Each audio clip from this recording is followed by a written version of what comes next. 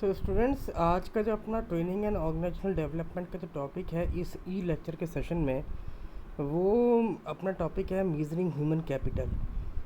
जिस तरह आपने पढ़ा था कि एसेट हमारी कैपिटल है, मनी है, लैंड है, इक्विटी बॉन्ड्स हैं, तो आपने बहुत सारे कैपिटल समझ रखे हैं, सुन रखे हैं, देख रखे हैं।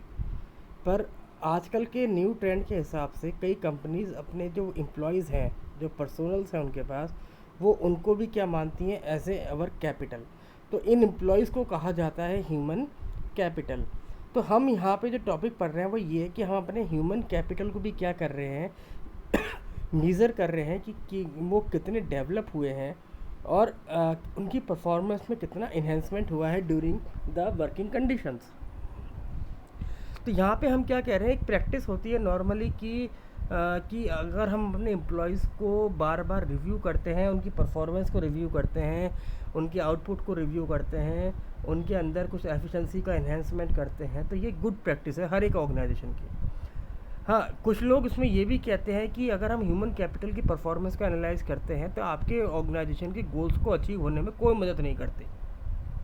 बट फिर भी हम इस बात को यहाँ पे डिस्कस करेंगे क्यों मदद नहीं करती और क्यों मदद करती है, वो हम बाद में बात करेंगे। तो इसमें हम बात कर रहे हैं, you need to know that why you are doing it is in order to get the most output. हम क्यों अपनी ह्यूमन कैपिटल्स को बार बार परफॉर्मेंस को एनालाइज करते हैं, क्यों हम उनको डेवलपमेंट को एनालाइज करते हैं, क्यों मीज़र करते हैं। तो यहाँ पे हम कुछ मीज़र्स को फाइंड आउट कर रहे हैं कि हम जो यहाँ वर्ड कह रहे हैं कि the employees are our human capital, वो हमारे लिए हमारी एसेट है। नॉर्मली लोग ये कहते हैं, देखिए अकाउंटेंट्स हुआ या जितने भी पर्सनल्स हुए, मैनेजमेंट के लोग हुए, वो ये मानते हैं कि हम एम्प्लॉयज़ को क्या करते हैं, पेमेंट करते हैं। तो उनको पैसा देना हमारी लाइबिलिटी है। जस्ट लाइक कि हम लोग औरों को पैसा दे रहे हैं तो इनको भी पैसा दे रहे हैं, तो सैलरी दे रहे हैं, तो ये हमारे लिए खर्चा है, ये हमारे लिए एसेट कहाँ है। तो हम यहाँ पे इस बात को एनालाइज करेंगे कि ह्यूमंस जो होते हैं, जो एम्प्लॉयज़ होते हैं, वो हमारे कैपिटल है, ना कि हमारे लिए एक लाइबिलिटी है, ये हमारी एसेट है। तो to determine your human capital ROI, अब तक हम क्या देख रहे थे, हमने इससे पहले टॉपिक जो पढ़ा था लास्ट लेक्चर, वो पढ़ा था कि how we calculate the return on investment on training program. कि ट्रेनिंग प्रोग्राम जो हमने कराया, हम उसकी रिटर्न इन्वेस्टमेंट देख रहे हैं कि क्या हमारे को रिटर्न मिला हमने जब ट्रेनिंग प्रोग्राम कराया। हम उनके लिए एवेल्यूशन प्रोग्राम बना रहे हैं, हम उनके लिए एवेल्यूशन डिज़ाइन बना रहे हैं। पर ह्यूमन कैपिटल जो हमारे एम्प्लॉयज़ हैं, जो ट्रेनिंग प्रोग्राम अटेंड करने वाले हैं, जो ट्रेनिंग प्रोग्राम कंटेंट बनाने वाले हैं, ट्रेनिंग प्रोग्राम स्मूथ चल सके उसको रन करने वाले हैं, उसमें रिसर्च करने वाले हैं किस कंटेंट को इंक्लूड करना चाहिए, कौन सा कंटेंट हमें नहीं लेना चाहिए, हमारे जो पर्सनल्स हैं जिनको ट्रेनिंग देनी है उनमें क्या क्या लैकनेस है, किस चीज़ की हमें उनको डेवलपमेंट की रिक्वायरमेंट है, ये सारे काम किसने किए, ये एम्प्लॉयज़ ने तो किए होंगे। वो एम्प्लॉयज़ कौन थे, वो सुपरवाइज़र भी हो सकता है, वो आपका एक कलीग भी हो सकता है, वो अदर पर्सन्स भी हो सकते हैं, पर है तो वो कंपनी के एम्प्लॉयज़ ही। तो हम उनको अपनी एसेट क्यों नहीं मान रहे। तो हम यहाँ पे मान रहे हैं to determine your human capital return on investment. आपने जो अपने ह्यूमन कैपिटल है उस पर जो आपने इन्वेस्ट किया, उनको डेवलप करने में जो इन्वेस्ट किया, हम उनका रिटर्न का यहाँ एनालिसिस कर रहे हैं।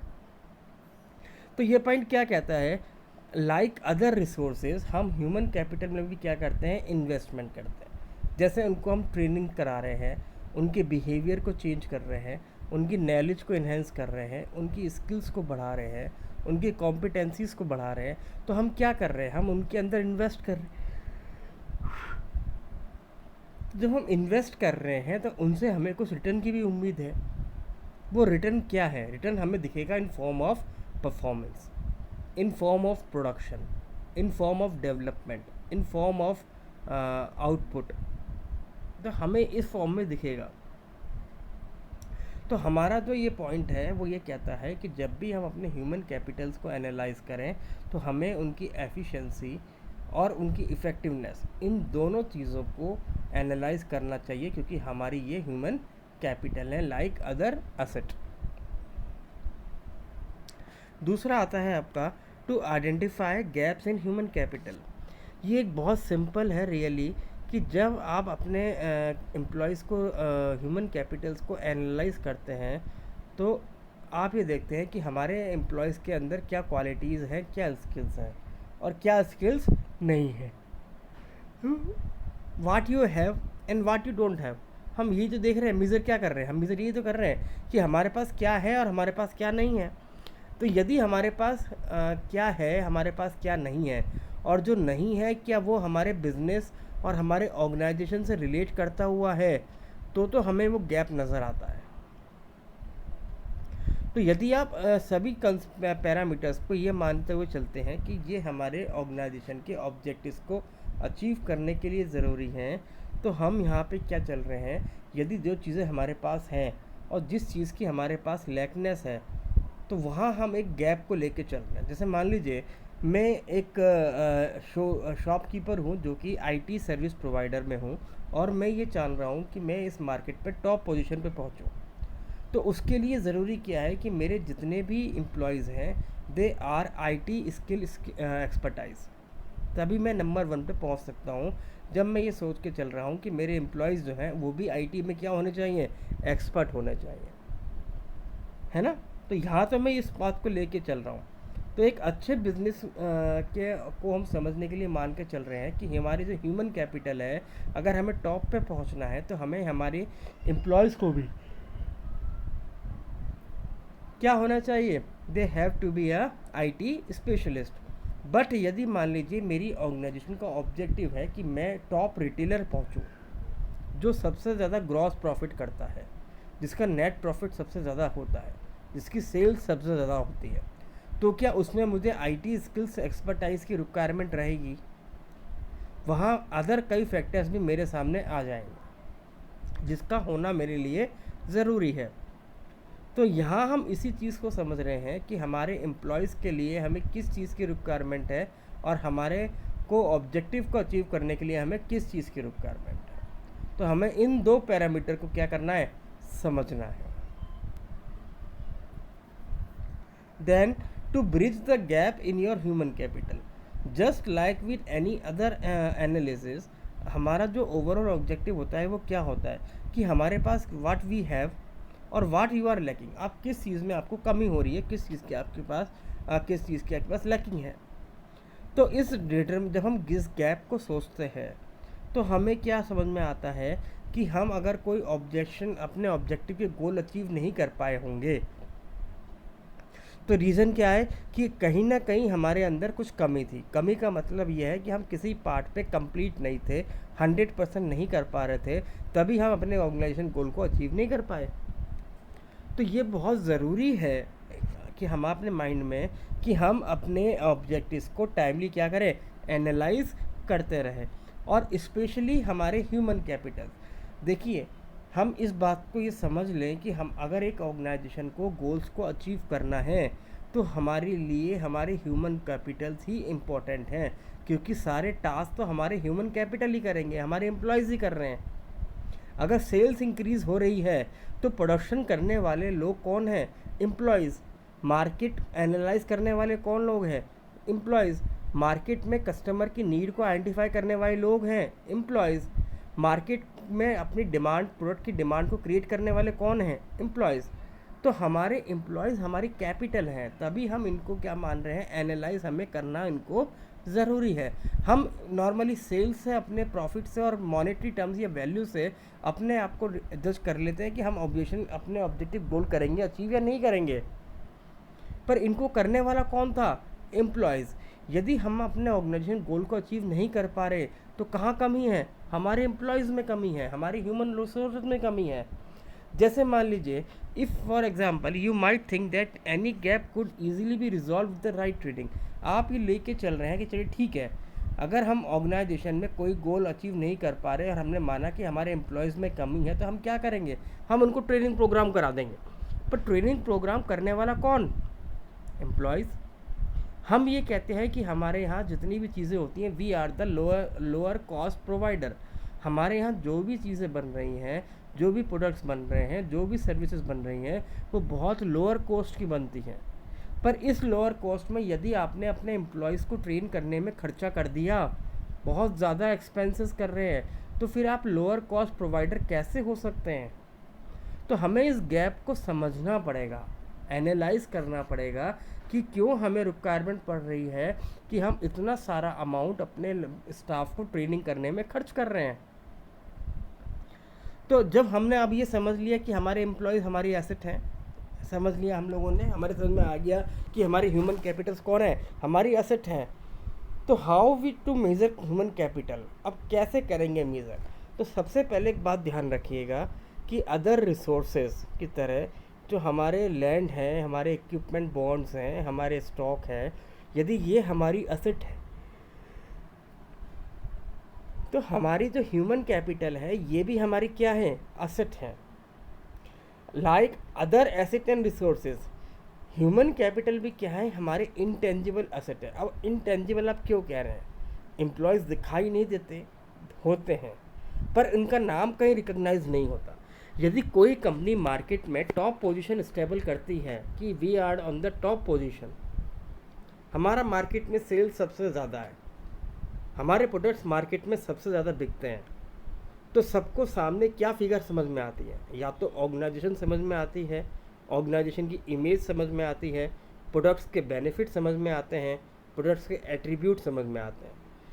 एम्प्लॉयज़ किसी को नज़र नहीं आते। इस पर एम्प्लॉयज़ क्या हैं, इसलिए हम कह रहे हैं कि एम्प्लॉयज़ क्या है, इनटेंजिबल है, but they are our asset. जैसे हमने पढ़ा था EDIM सब्जेक्ट में, जब हम पढ़ रहे थे इंटेलेक्चुअल प्रॉपर्टी राइट, जैसे पेटेंट क्या है, आपकी एसेट है, कॉपीराइट क्या है, आपकी एसेट है, ट्रेडमार्क क्या है, आपकी एसेट है, तो ह्यूमन कैपिटल्स भी क्या है, ये भी आपकी एक क्या है, इंटेंजिबल एसेट है। और क्योंकि ये दिखाई नहीं देते इसलिए इनकी वैल्यू कम है, नहीं। आप जो ये मार्केट शेयर बढ़ा रहे हो, जो आपके प्रोडक्ट में क्वालिटी है, जो आपका प्रोडक्ट मार्केट में सबसे ज़्यादा बिक रहा है, इन सब के पीछे जो रोल प्ले हो रहा है वो कर रहा है आपका ह्यूमन रिसोर्स, यानी आपके एम्प्लॉयज़। तो क्योंकि ये इंटेंजिबल हैं इसलिए हम इनको मेज़र नहीं करते। हम हमेशा मार्केट के लिए स्ट्रेटेजी बनाते हैं, हम प्रोडक्ट्स के लिए स्ट्रेटेजी बनाते हैं, हम अपनी सर्विसेज के लिए स्ट्रेटेजी बनाते हैं। हम ये एनालाइज करते हैं कि मार्केट में हमारा प्रोडक्ट क्यों नहीं बिका, हमारे ऑर्गेनाइजेशन के गोल्स क्यों नहीं अचीव हो रहे, हम इन सब के लिए पॉलिसीज़ बनाते हैं। पर ह्यूमन जो हमारे एम्प्लॉयज़ है, हम इनकी परफॉर्मेंस को कभी इवेल्युएट नहीं करते। हाँ, आप ये कह सकते हैं कि इनका परफॉर्मेंस अप्रेजल होता है, बट इनका परफॉर्मेंस अप्रेजल कंपनी में रहना, एग्जिस्टेंस करना और नहीं करना इसलिए होता है कि ये एम्प्लॉय जो हमसे सैलरी ले रहा है ये कितने काबिल है और हमें इसकी रिक्वायरमेंट है या नहीं, और ये हमारी एक्सपेक्टेशन पे पूरा अप टू मार्क है या नहीं, ये हम एनालाइज कर रहे हैं the performance appraisal. But organization के गोल्स को अचीव करने में हम अपने एम्प्लॉयज़ को नेग्लेक्ट कर देते हैं। तो ये ज़रूरी है कि हमें क्या करना है, हम जो अपने ह्यूमन कैपिटल पे इन्वेस्टमेंट कर रहे हैं, उनको ट्रेनिंग करा रहे हैं, उनको टाइम दे रहे हैं, इनको रिसोर्सेज दे रहे हैं, हमें उनका रिटर्न भी देखना चाहिए। वो हम कैसे करेंगे, वो हम करेंगे एक सिंपल फॉर्मूले से, that is total organization profit. जो भी हमारी कंपनी को प्रॉफिट हुआ डिवाइडेड बाय जो हमने पैसा खर्च किया ह्यूमन कैपिटल पर। ठीक, तो यदि हम ये देखते हैं, अब हमने, आप पूछने से इन्वेस्टमेंट हमने कहाँ कहाँ किया, हमने इन्वेस्टमेंट किया उनको रिक्रूटमेंट करने में, हमने इन्वेस्टमेंट किया उनको सिलेक्शन करने में, हमने इन्वेस्टमेंट किया उनको ट्रेनिंग प्रोग्राम कराने में, हमने इन्वेस्टमेंट किया उनको डेवलप करने में और उनकी परफॉर्मेंस को इन्हेंस करने में, उनकी नॉलेज को इन्हेंस करने में, उनकी स्किल्स को बढ़ाने में। तो यदि हम इस मेथड को यूज़ करते हैं तो हम ये मानते हैं कि यदि हमारा जो इन्वेस्टमेंट है वो ज़्यादा अच्छा आ रहा है तो हम इसको एनालाइज करते हैं अदर इंडस्ट्रीज़, जो हमारी तरह अदर इंडस्ट्रीज़ में जो कंपनीज़ हैं वो उनके पैरामीटर के हिसाब से हमारे एम्प्लॉयज़ का रिटर्न ऑन इन्वेस्टमेंट क्या आ रहा है और अदर कंपनीज़ का रिटर्न ऑन इन्वेस्टमेंट क्या आ रहा है। इस बात को बहुत ध्यान रखना है कि हर कंपनी का रिटर्न ऑन इन्वेस्टमेंट हर एम्प्लॉय पे अलग अलग हो सकता है। ये डिपेंड करता है आपकी ऑर्गेनाइजेशन के साइज़ पर, उसकी स्ट्रेटजी मेकिंग पर, इंडस्ट्री की परफॉर्मेंस पर, और व्हाट बेंचमार्क और स्टैंडर्ड यू मेंटेन और you set in the organization, इस पे डिपेंड करेगा। इसके अलावा ह्यूमन कैपिटल मेजरमेंट हम देखते हैं स्किल्स के बेसिस पर, नॉलेज के बेसिस पे, एक्सपीरियंस के बेसिस पे, एम्प्लॉयज़ के अंदर के एट्रीब्यूट्स को, और वो कितने ज़्यादा कमिटेड है हमारी ऑर्गेनाइजेशन के डेवलपमेंट के लिए। जितना आप इन एम्प्लॉयज़ को पे इन्वेस्टमेंट करते हैं, उनको मेज़र करते हैं, उतना हमारी ऑर्गेनाइजेशन ऑब्जेक्टिव्स अचीव करने के नज़दीक पहुंचती चली जाती है। तो हम यहाँ पे कुछ वेज़ को स्टडी करेंगे, कुछ मेथड्स देखेंगे, कुछ टेक्निक्स देखेंगे, कुछ पॉइंट्स को एनालाइज करेंगे, जिस पे हम ये देख सकते हैं कि हमें हमारे एम्प्लॉयज़ जो हैं वो हमारे ह्यूमन कैपिटल हमें रिटर्न दे रहे हैं या नहीं दे रहे। तो पहला आता है स्किल इन्वेंट्री। स्किल इन्वेंट्री क्या कहती है? Is a recording of skills, capabilities, qualification, training and certification of your employees. अब स्किल्स इन्वेंट्री में हम आल्सो क्या इंक्लूड करते हैं? हमारे एम्प्लॉयज़ की प्रेफरेंसेस, उनका कैरियर ग्रोथ, उनका कैरियर में गोल और उनकी डेवलपमेंट इंफॉर्मेशन। ठीक है, तो हम स्किल्स इन्वेंट्री हम लोग क्यों कर रहे हैं? तो हम सिर्फ अपने एम्प्लॉयज़ की परफॉर्मेंस को मेज़र नहीं कर रहे, हम अपने ह्यूमन कैपिटल को मेज़र नहीं कर रहे, हम इसके अलावा हम ये भी देख रहे हैं कि हमारे एम्प्लॉयज़ की जो स्किल्स है, क्या वो हमारी इंडस्ट्री में काम करने वाले अदर एम्प्लॉयज़ के मुकाबले में कितनी है। दूसरा आता है हमारी पर्सनैलिटी। पर्सनैलिटी क्या कहती है कि सिर्फ हम ये इंश्योर कर लें कि हमारे एम्प्लॉयज़ में नॉलेज है, स्किल्स हैं, और जो गैप था वो हम ट्रेनिंग पीरियड से, प्रोग्राम से उनको कवर अप कर रहे हैं, तो हमारे एम्प्लॉयज़ जो हैं अच्छे माने जाएंगे। नहीं, उसमें एक मेन पॉइंट आता है एट्रीब्यूट्स यानी पर्सनैलिटी। तो पर्सनैलिटी हमसे क्या कह रही है? पर्सनैलिटी कहती है कि हमारे एम्प्लॉयज़ किसी चीज़ को कैसे देखते हैं, उनका नज़रिया किस तरीके का है, कैसे वो चीज़ों को ग्रैब करते हैं, नए चेंजेस को कैसे अडॉप्ट करते हैं, इन सभी पॉइंट्स को हम क्या करते हैं? पर्सनैलिटी में इन्वॉल्व करते हैं। सो आई होप कि आपको आज का कंटेंट समझ में आया होगा। Thank you.